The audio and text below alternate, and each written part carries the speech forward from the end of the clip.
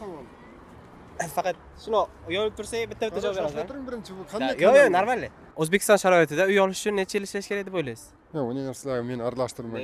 Yo'q, siyosatga O'zingiz siyosat emasmi? Yo'q, uni siyosatga aralashtirmang. Daromadingizdan kelib chiqib aytingchi, O'zbekiston sharoitida uy olish uchun qancha yil ishlash kerak deb o'ylaysiz?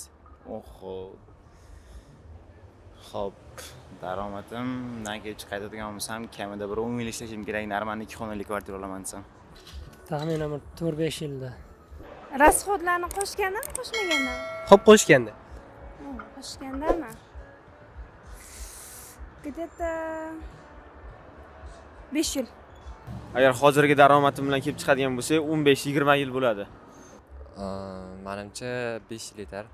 Примерно 10 yil. 15 yil. O'zbekiston sharoitida uy olish uchun necha yil ishlash kerak deb o'ylaysiz?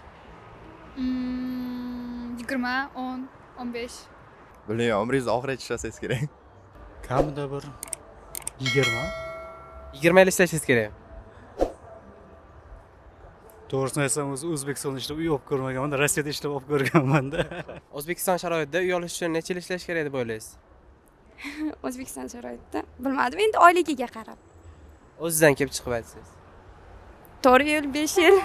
4-5 yil. O'zbekiston sharoitidami? Bilmadim, lekin ko'p kerak. Taxminan. Taxminan 2 yil, 3 yilda. Siz 2-3 yilda ola olasizmi? Yo'q, lekin O'zbekiston sharoitida uy olish uchun necha yil ishlash kerak deb o'ylaysiz? Qanaqa ishda ishlashingizga bog'liq. Agar tajribangiz bo'lsa, 1 yilda ham olsangiz bo'ladi. 10 yil. O'zingiz 10 yilda ola olaman deb o'ylaysizmi? 10 yilda Olaman deb o'ylayman. Menimcha 7-8 yil где-то. Hozircha menimcha ancha ko'p. Qancha? Bilmadim, 10 yilcha ketsa kerak. Hop, где-то 10 yil ishlash kerak. Bilmasam, ancha muncha lekin. Taxminan shu 10 yilda. 10-15 yil bo'lsa kerak, bilmadim. Ha, bir 20 yil ishlash kerak. Chunki uy qimmat hozir.